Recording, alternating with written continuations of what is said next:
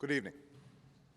Tonight, I can report to the American people and to the world that the United States has conducted an operation that killed Osama Bin Laden, the leader of al-Qaeda, and a terrorist who's responsible for the murder of thousands of innocent men, women, and children. It was nearly 10 years ago that a bright September day was darkened by the worst attack on the American people in our history. The images of 9/11 are seared into our national memory. Hijacked planes cutting through a cloudless September sky, the Twin Towers collapsing to the ground, black smoke billowing up from the Pentagon, the wreckage of Flight 93 in Shanksville, Pennsylvania, where the actions of heroic citizens saved even more heartbreak and destruction. And yet we know that the worst images are those that were unseen to the world. The empty seat at the dinner table, children who were forced to grow up without their mother or their father, parents who would never know the feeling of their child's embrace, nearly 3,000 citizens taken from us, leaving a gaping hole in our hearts. On September 11th, 2001, in our time of grief, the American people came together. We offered our neighbors a hand, and we offered the wounded our blood. We reaffirmed our ties to each other and our love of community and country. On that day, no matter where we came from, what God we prayed to, or what race or ethnicity we were united as one American family. We were also united in our resolve to protect our nation and to bring those who committed this vicious attack to justice. We quickly learned that the 9/11 attacks were carried out by al-Qaeda, an organization headed by Osama Bin Laden, which had openly declared war on the United States and was committed to killing innocents in our country and around the globe. And so we went to war against al-Qaeda to protect our citizens, our friends, and our allies.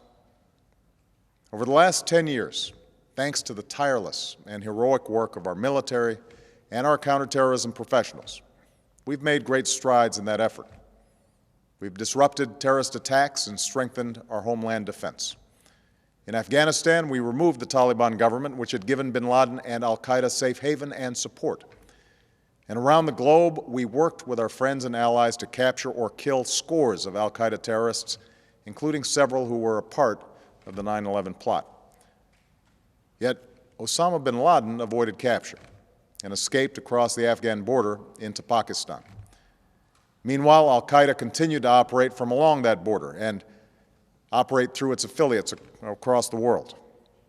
And so shortly after taking office, I directed Leon Panetta, the director of the CIA, to make the killing or capture of bin Laden the top priority of our war against al-Qaeda, even as we continued our broader efforts to disrupt, dismantle, and defeat his network. Then, last August, after years of painstaking work by our intelligence community, I was briefed on a possible lead to bin Laden. It was far from certain, and it took many months to run this thread to ground. I met repeatedly with my national security team as we developed more information about the possibility that we had located bin Laden hiding within a compound deep inside Pakistan. And finally, last week, I determined that we had enough intelligence to take action and authorized an operation to get Osama bin Laden and bring him to justice. Today, at my direction, the United States launched a targeted operation against that compound in Abbottabad, Pakistan. A small team of Americans carried out the operation with extraordinary courage and capability. No Americans were harmed. They took care to avoid civilian casualties. After a firefight, they killed Osama bin Laden and took custody of his body. For over 2 decades, bin Laden has been al-Qaeda's leader and symbol, and has continued to plot attacks against our country and our friends and allies. The death of bin Laden marks the most significant achievement to date in our nation's effort to defeat al-Qaeda. Yet his death does not mark the end of our effort. There's no doubt that al-Qaeda will continue to pursue attacks against us. We must and we will remain vigilant at home and abroad. As we do, we must also reaffirm that the United States is not and never will be at war with Islam. I've made clear, just as President Bush did shortly after 9/11, that our war is not against Islam. Bin Laden was not a Muslim leader. He was a mass murderer of Muslims. Indeed, al-Qaeda has slaughtered scores of Muslims in many countries, including our own. So his demise should be welcomed by all who believe in peace and human dignity. Over the years, I've repeatedly made clear that we would take action within Pakistan if we knew where bin Laden was. That is what we've done. But it's important to note that our counterterrorism cooperation with Pakistan helped lead us to bin Laden and the compound where he was hiding. Indeed, bin Laden had declared war against Pakistan as well and ordered attacks against the Pakistani people. Tonight, I called President Zardari, and my team has also spoken with their Pakistani counterparts. They agree that this is a good and historic day for both of our nations. And going forward, it is essential that Pakistan continue to join us in the fight against al-Qaeda and its affiliates. The American people did not choose this fight. It came to our shores and started with the senseless slaughter of our citizens.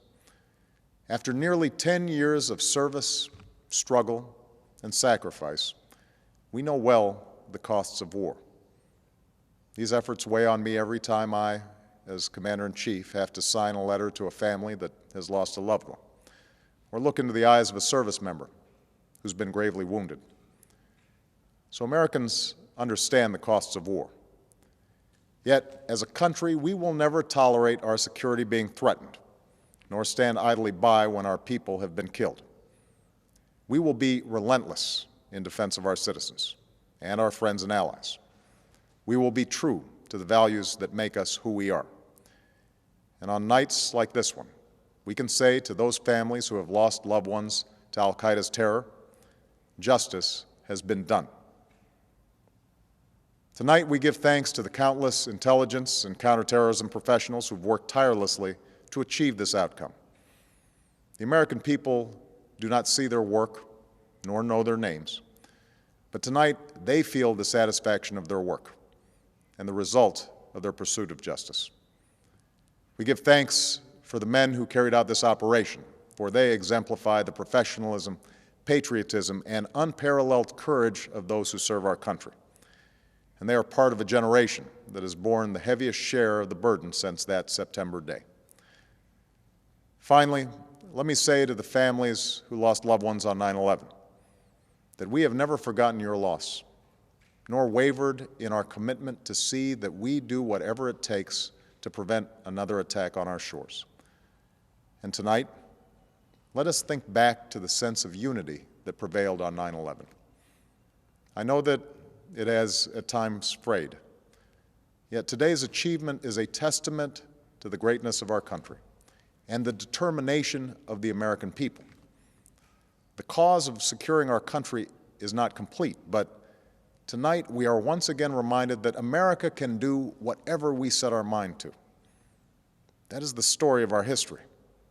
Whether it's the pursuit of prosperity for our people or the struggle for equality for all our citizens, our commitment to stand up for our values abroad, and our sacrifices to make the world a safer place.